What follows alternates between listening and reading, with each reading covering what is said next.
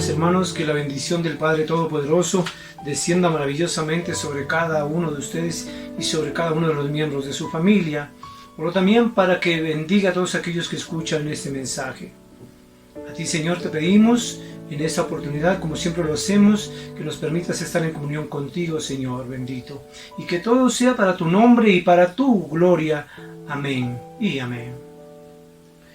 Los evangelios nos dan testimonio de que no fueron pocas las veces en que Jesús utilizó una barca como su púlpito para llevarle a todos sus discípulos y aquellos que querían escuchar la palabra de Dios, el mensaje o la buena nueva de Dios. Y son ellos mismos en Marcos 4:1 los que nos dicen lo siguiente al respecto. Otra vez comenzó Jesús a enseñar junto al mar y se reunió alrededor de él mucha gente, tanto que entrando en una barca se sentó en ella en el mar, y toda la gente estaba en tierra junto al mar. Pero en esta ocasión quiero referirme a un evento en especial, y es ese evento narrado en Marcos 4:31-41, el cual nos dice y nos habla sobre la gran tempestad, y nos dice los evangelios lo siguiente textualmente: aquel día, cuando llegó la noche, les dijo: pasemos al otro lado, y despidiendo a la multitud le tomaron como estaba en la barca, y había también con él otras barcas. Pero se levantó una gran tempestad de viento y echaba las olas en la barca de tal manera que ya se anegaba. Y él estaba en popa, durmiendo sobre un cabezal, y despertaron y le dijeron: Maestro, ¿no tienes cuidado que perecemos? Levantándose el Señor, reprendió el viento y dijo al mar: Calla y enmudece. Y cesó el viento y se hizo grande bonanza. Y les dijo: ¿por qué estáis amedrentados? ¿Cómo? ¿No tenéis fe? Entonces temieron con gran temor y se le decían el uno al otro: ¿quién es este que aún el viento y el mar le obedecen? Ubicándonos en el contexto histórico y geográfico en el que se desarrolló esta historia, podemos decir que el mar de Galilea se encuentra ubicado en medio de una cadena montañosa llamado la Cordillera del Antilíbano, que está entre el Líbano y Siria, cuyo monte más alto es el monte Hermón, con más de 2.800 metros, con una cima nevada que se puede mirar los días en que se encuentra despejado. Pero al fondo, 200 metros, en una depresión que está a 200 metros bajo el nivel del mar Mediterráneo, que se encuentra muy cerca, se extiende el mar o el lago de Galilea, un mar que se distingue porque tiene un clima cálido y aparentemente tranquilo, pero ese clima cálido y aparentemente tranquilo hace que se presente una gran inestabilidad, hablando atmosférica o climáticamente, y son estas particularidades las que hacen que se presente continuamente dentro de ese mar tranquilo unos fuertes vientos que levantan olas que alcanzan casi los 2 metros o más. Estas tormentas repentinas, dicen aquellos que han estudiado, los arqueólogos bíblicos, que estas tormentas repentinas se producen especialmente en épocas de verano, cuando los vientos del oeste generalmente suelen durar mucho o suelen azotar grandemente. Y estas tormentas que se producen por esos vientos, y que en realidad, como les digo, si bien los vientos son bastantes, las tormentas no duran mucho. Pero en verano las tormentas se presentan por los vientos que vienen o bajan de los altos del Golán, y son tempestades más violentas pero menos duraderas. Ahora, teniendo en cuenta que durante la tormenta que nos hablan los evangelios, o que hacen referencia a los evangelios, que amenazaba con hundir la barca en que se encontraba nuestro Señor Jesucristo y sus discípulos, nos dice que el maestro se encontraba dormido. El maestro se encontraba, según dicen algunos historiadores, dormido en el castillo de popa, recostada su cabeza sobre un saco de arena, dice en este episodio del Evangelio en Marcos 4:38. El clérigo John Close, en su escrito en 1817 titulado Los Milagros de Cristo, comenta que una vez el Señor había calmado la tormenta y había calmado el viento y enmudecido al mar, ordenándoles que callasen y que enmudeciesen, les preguntó a sus discípulos: ¿por qué tenéis miedo? Esta pregunta nos lleva a decir algo, que Jesús simplemente les estaba exhortando a sus discípulos a que exploraran en sus propias mentes la causa y el origen del temor y de su miedo.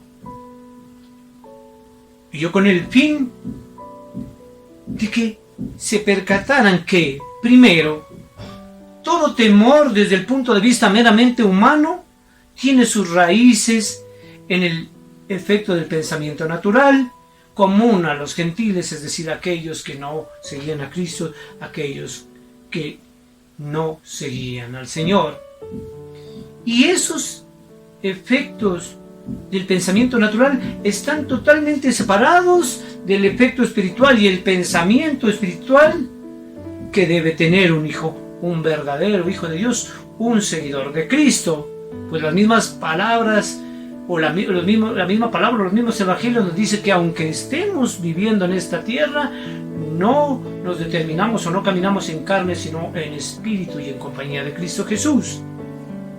Por eso el Señor, después de haber calmado la tormenta, les preguntó otra vez: ¿todavía aún no tienes fe? Si partimos del hecho de que los milagros y prodigios que había hecho Jesucristo durante su ministerio habían sido observados por los discípulos y ellos habían sido testigos fieles de todo lo que el Señor había hecho, entonces el Señor claramente estaba señalándoles que en ellos existía, como pasa en muchos cristianos, aún a pesar de haber sido testigos de los múltiples milagros y prodigios que ha hecho Cristo Jesús durante su ministerio y aún lo sigue haciendo, un defecto en los principios que rigen la vida espiritual de todos aquellos que siguen a Cristo Jesús, de todos aquellos que voluntariamente lo aceptaron como su único Señor y suficiente Salvador. Y ese defecto es falta de fe.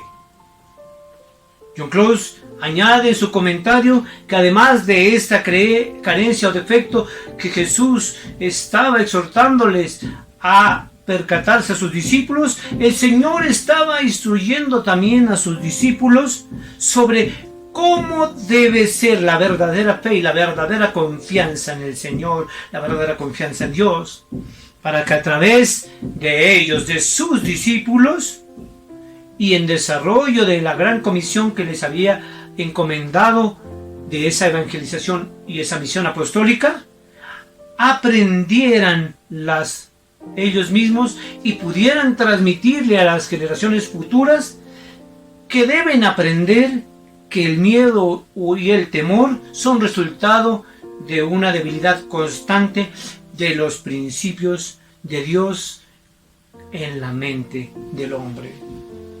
Algo que se opone verdaderamente a la verdadera fe y confianza que busca el Señor en todos nosotros. Eso es algo que debemos tener muy en cuenta. Ahora, si tenemos en cuenta que los discípulos aquí sabían que Cristo estaba a bordo de esa barca, aún dudaron de que estaban a salvo. Y eso pasa en muchas congregaciones y eso pasa en muchas iglesias en muchas de las personas que hacemos parte de la iglesia, que olvidamos que no es el pastor el que está a cargo de la barca llamada iglesia, que es Cristo Jesús el capitán de esa iglesia, y que cuando las cosas parecen ir mal, es Cristo Jesús el mismo que aunque para algunos parece dormido y para algunos parece que se desentendiera de todos aquellos que lo siguen, en el momento oportuno, aunque parezca dormido, aunque parezca que está ahí en la popa recostado sobre un saco de arena, el Señor estirará su brazo, volverá a tomar el mando de esa barca y la volverá a colocar en el rumbo correcto para que nosotros podamos pasar hacia ese otro lado donde Él nos quiere llevar. Pero muchos parecen olvidar eso. Muchos parecen olvidar de quién es el que está a bordo de esa barca. Por eso muchos de los que estaban ahí dudaban, aún a pesar de que habían visto los prodigios del Señor, no creían. Y entonces el Señor les pregunta: ¿por qué tenéis miedo? ¿Acaso no sabéis con quién andas? ¿Acaso no sabéis con quién estás a bordo de esta barca? Por eso, cuando ellos sintieron gran temor y se preguntaban los unos a los otros: ¿quién es este que puede ordenarle al viento que se calme y al mar que enmudezca? La respuesta la tenemos claramente en el Salmo 89, 8-9, en el cual la palabra de Dios mucho tiempo antes había dicho, por medio del salmista nos dice: Señor y Dios del universo, no hay Dios como tú, tan fiel y poderoso. Tú dominas el mar embravecido y calmas sus olas agitadas. Queridos hermanos, si tú o si ustedes aún no se han dado cuenta al borde de qué barca es la que están navegando, yo los invito a que mediten cuál es la debilidad que está quejándoles a ustedes en cuanto a la falta de fe. ¿O en quién tienen fe? ¿Tienen fe en el pastor o tienen fe en el verdadero Señor? En aquel que ustedes un día con su misma boca y voluntariamente aceptaron como su único Señor, como su suficiente Salvador. La iglesia tiene como cabeza a Cristo Jesús y no tiene como cabeza a ningún hombre. Una iglesia que tenga como cabeza a un hombre es una iglesia, podríamos decir, con una carencia en su cabeza. Y si la cabeza está mal, ¿cómo estará el resto del cuerpo?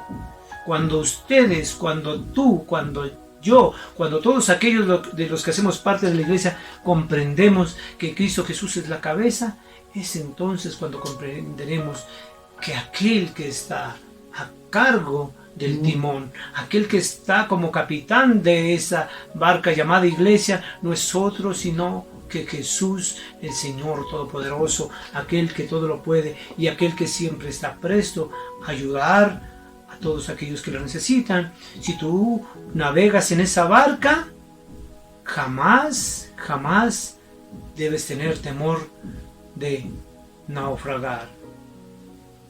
Pero muchos, son como aquellos discípulos que cuando empezó la tempestad trataron, tal vez con sus propias fuerzas, de sacar con cubiletes o con cubetas el agua del barco para que no se hundiera.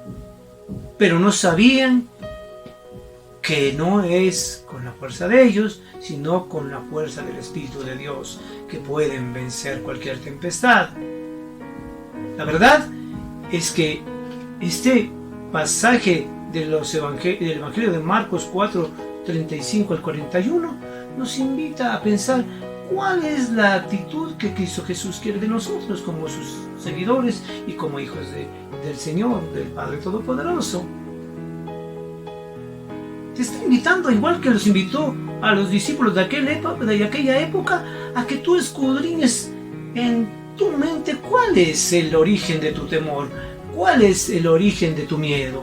Y entonces descubrirás que si sientes miedo, que dentro de lo humano sería normal, pero como hijo de Dios en lo espiritual, es porque tienes una falencia, una carencia, y esa carencia se llama falta de fe.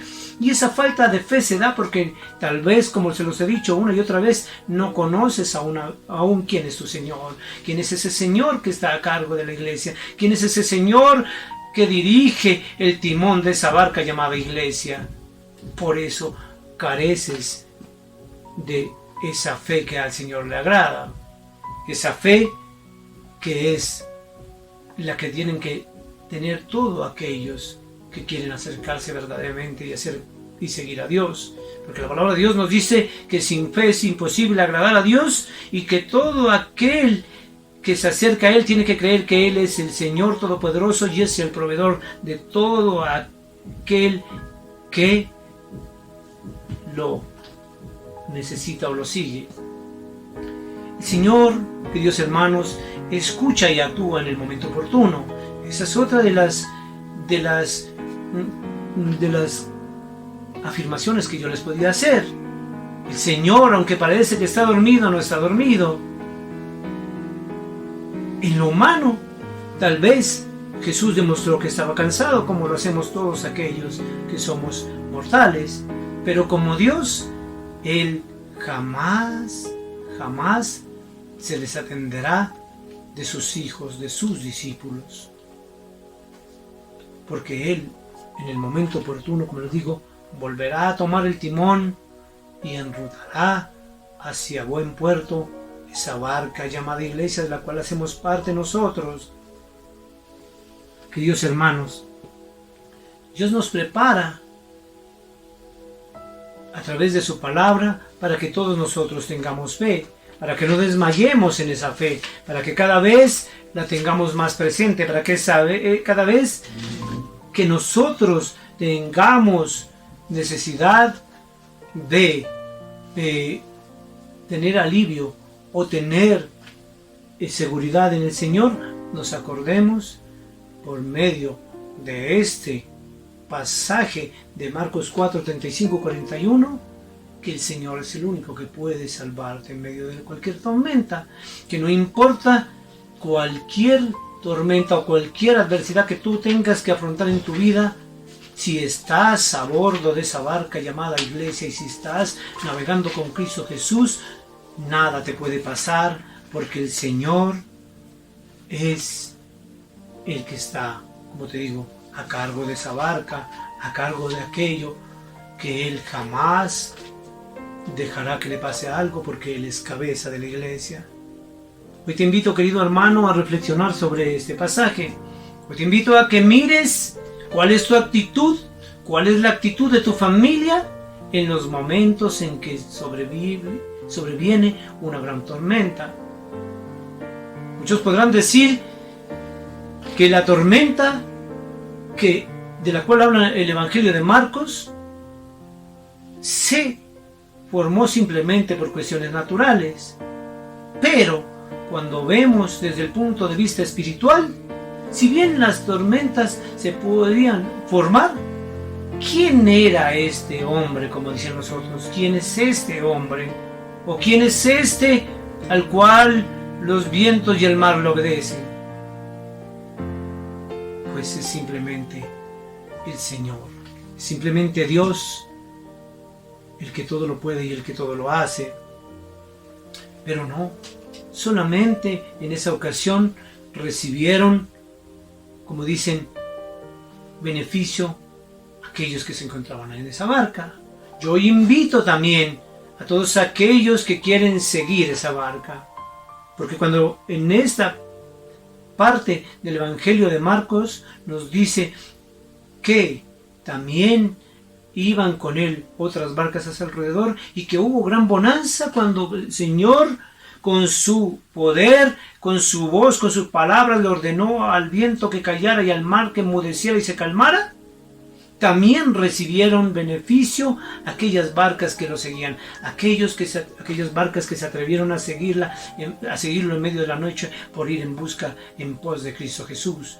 Aquellos también recibirán bonanza. O yo te invito, si tú no estás en la barca, en esta barca llamada iglesia, sé como aquellas barcas que estaban alrededor de Cristo, como aquellas barcas que partieron junto a Él en pos de buscar la verdadera salvación y la verdadera protección que solo está en Cristo Jesús.